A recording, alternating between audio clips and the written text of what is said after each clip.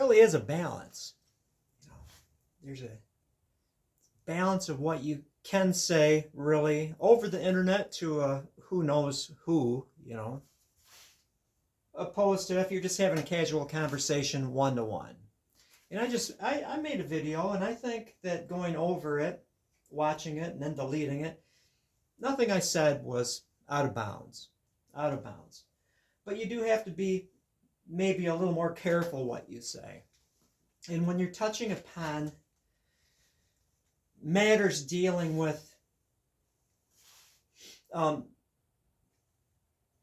stuff, you know, I'm being careful again, you really have to meter yourself. And again, some things are best said one-to-one than they are in a video. You have probably no idea what the heck I'm saying, but I'm just going to say it anyway because I am me.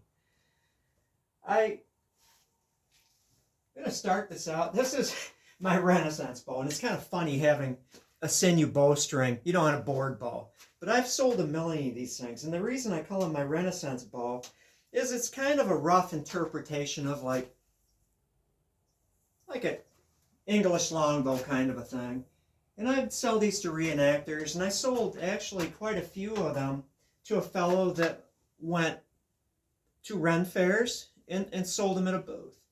And it's kind of funny, I sold one to a fellow on the West Coast, and the day that he received it, it was an ash bow, I believe. It could have been even recurved because I did that.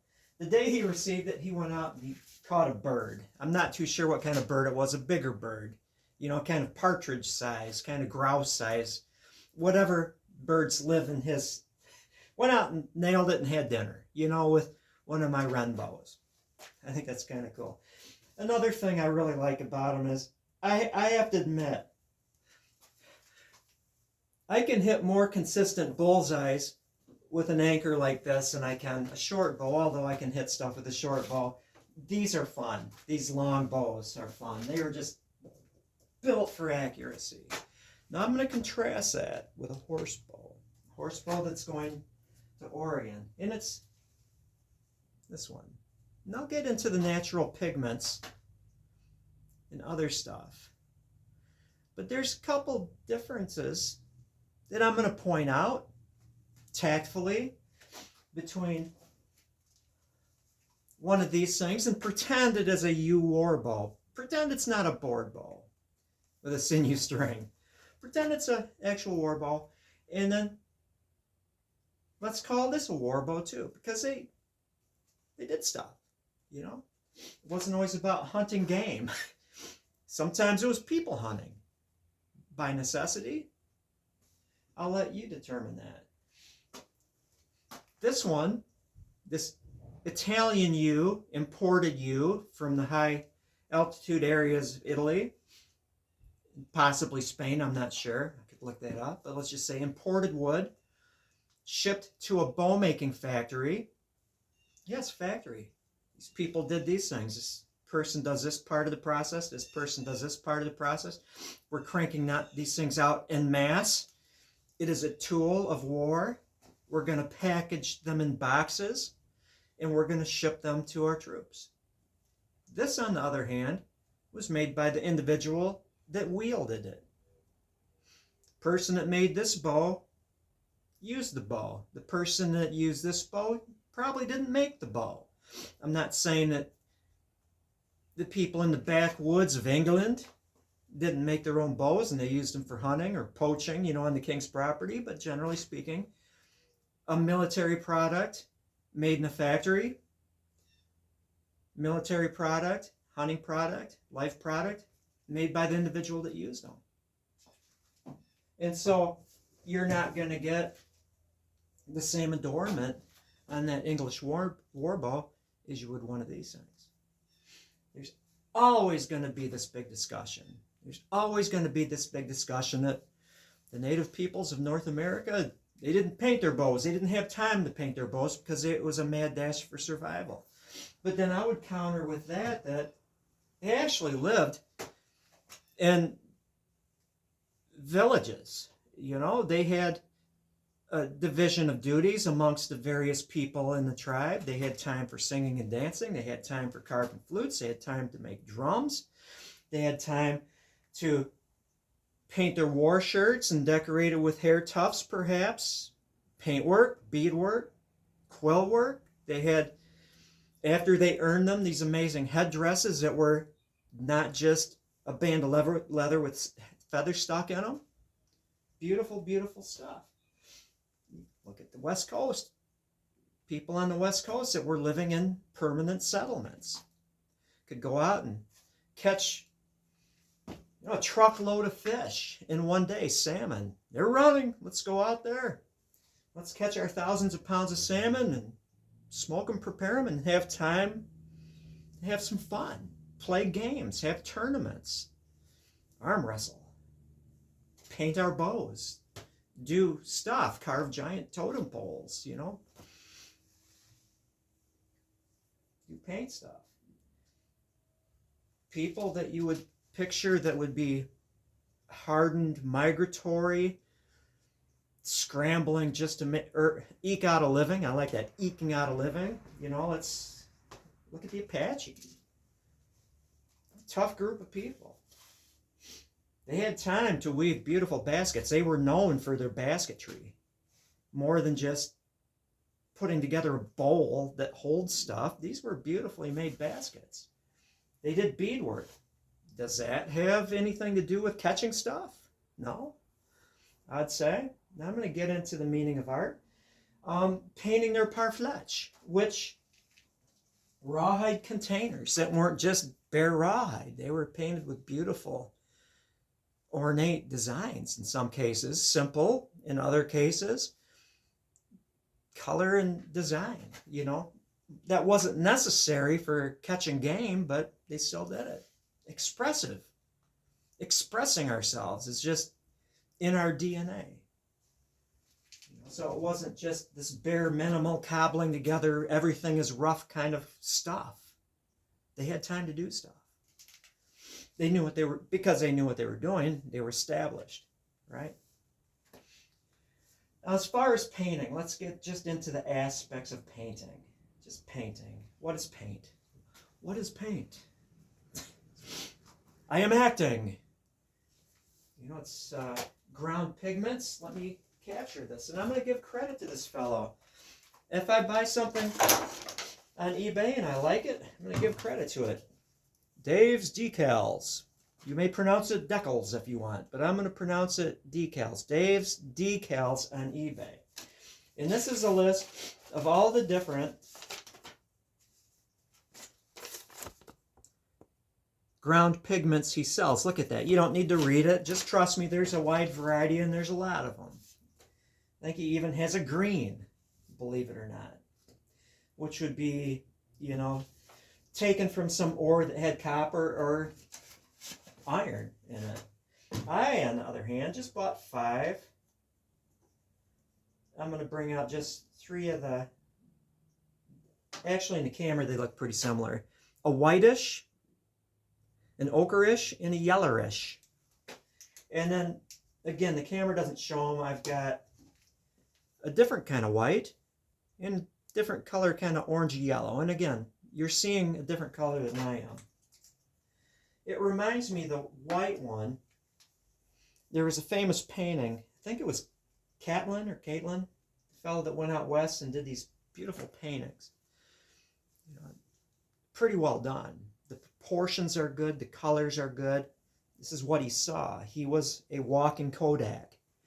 And there was a famous painting of a warrior on a horse with a white bow, probably ground limestone maybe, I'm not too sure what kind of rock he ground up, with a white bow. You know, and it's not like, oh, I think I see this guy with this bare wooden bow, I'm going to paint it white just because. The guy was pretty good. He was pretty accurate, and so there were white bows out there. There were Cupid's 5-bend bows. There were 3-bend bows, gull wings. There was bows that were just, you know, deflex limbs. Simple ones. And he painted those things. He documented them. Now getting back to, how do I do it? How do I take just ground stuff and stick it to the back. Well, paint is one of these things, little package of ground pigments. And it's also a binder, which is the wet stuff that dries down or gels or whatever that allows you to stick it on the back of something. It could be as simple as just blowing ochre over your hand and making a handprint in the wall of your cave, or it could be mixing it with some kind of a liquid that will dry down and fix it to the stuff. Some paints were as simple as just taking ground pigment, mixing it with grease, and smearing it on something. Others, egg tempera, for example, which was used in North America, mostly in the West Coast. Bird eggs and salmon eggs, prepared probably differently because there's a size difference here. With bird's eggs, this is how you do it. You take a fresh chicken egg. Fresh is good because it has a tougher membrane, a tougher sac that surrounds the yolk. Separate the whites, use it for your omelet. Take the yolk, which is kind of cleaned off and dried, hold it gently, and then poke it, holding onto the membrane, just letting that pure yolk roll out of it, and then discard the membrane. You don't have the membrane in it. So now you just have the yolk, nice clean yolk, and the reason you use a fresh egg is that membrane is tougher. It's tougher in a fresher egg, so you're not going to get any membrane in your yolk. Maybe mix it with half and half water. Most people use distilled, but tap water would probably work fine. And then make your emulsion, stir it up, take your ground pigment, put it on a little plate or something like that, and dribble in. Better make sure these things are tight. The lid's screwed on tight. And then mix the emulsion into this until you get the consistency you want. Paint, dry, enjoy. Binder that would have been used on an Apache Parfleche, very common, would be hide glue. Or you just take your ground pigment and mix hide glue with it and stuff. Now, presents a particular issue here. Is the hide glue paint will gel. It's not dry, it just gels. It's got a certain amount of hide glue in there. It's like Jell-O, right? And so you have to keep it warm, just like you would your pot that you're using for sinew backing. If you have it in a little metal thing, it's easy. Just put it over a heat source. If it's in a plastic thing like I do in these little tiny Tupperwares, I've got my paints prepared. Just pop it in the microwave for 5 seconds at a time. Paint it on.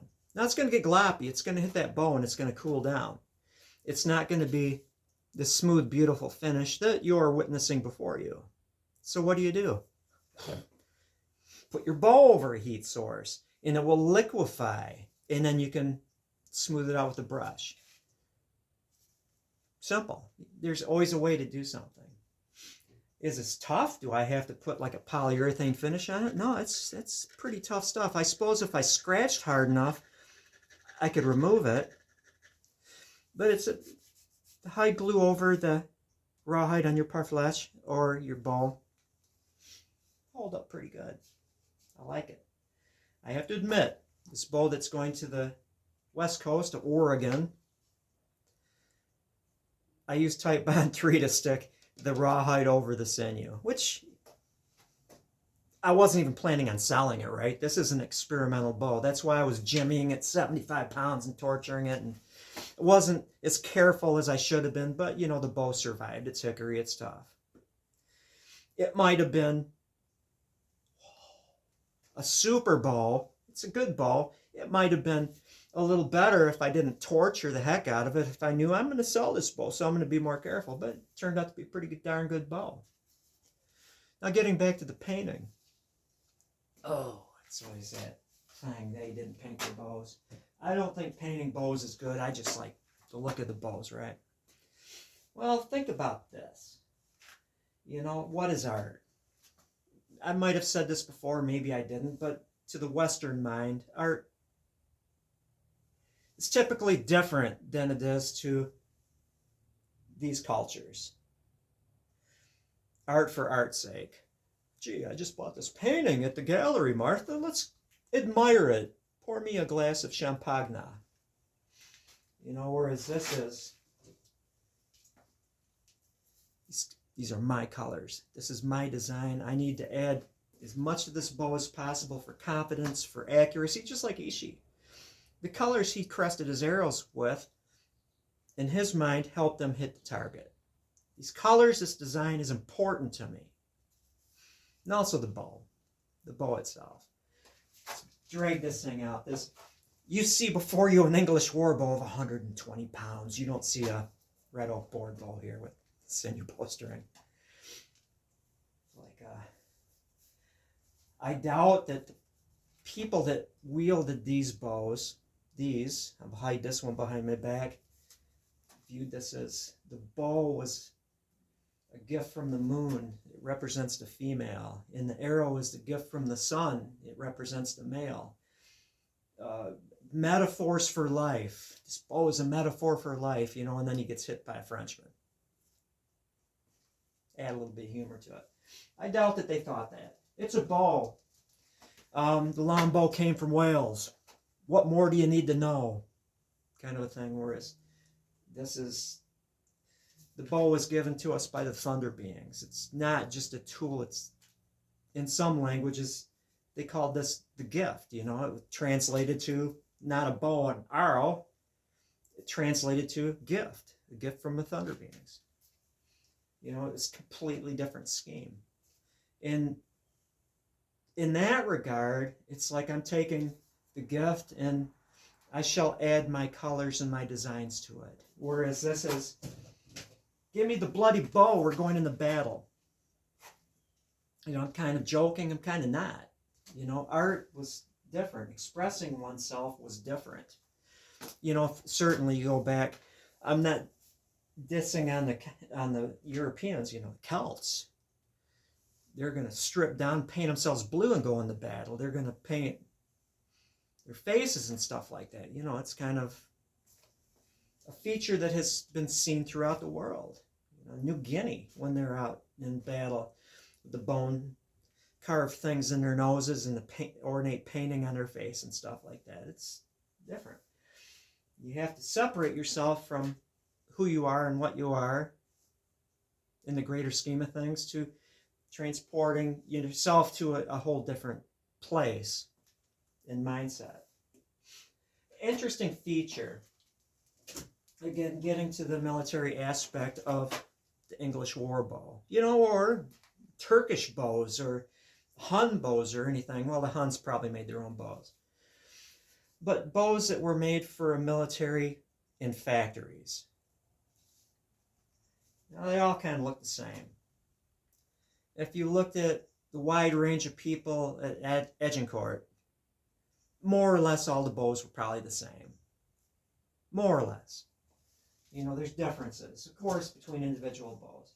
But if you look at a group of bows from a certain band, from a certain tribe, it probably varied greatly. There was more of a variance within a small group of people than there was from tribe to tribe. I like to have this bend in my bow. I like to paint it with this design. Another person, probably, I don't paint my bows. Like modern people. We're like those people, and then in many ways we're not like those people. But cut individual tastes and decorations and adornments and representing certain things, a little bit of slack here. But yeah, that's about it. I rambled on long enough. I am going to do some things, but first I'm going to continue to shoot this one. These are fun. These really long bows are fun because, I'll just say it, I believe they're easier to hit the dead center of the bullseye at distance than short draw bows. Just saying. Not saying you couldn't hit stuff with short draw bows. They did. They're good with them. But these long things just seem to be like on rails. You just draw them way back and you get more comfortable kind of a shooting stance, and it's just easier to hit center of the bullseye with one of these 9-mile long bows than it is a shorter bow. I dig it.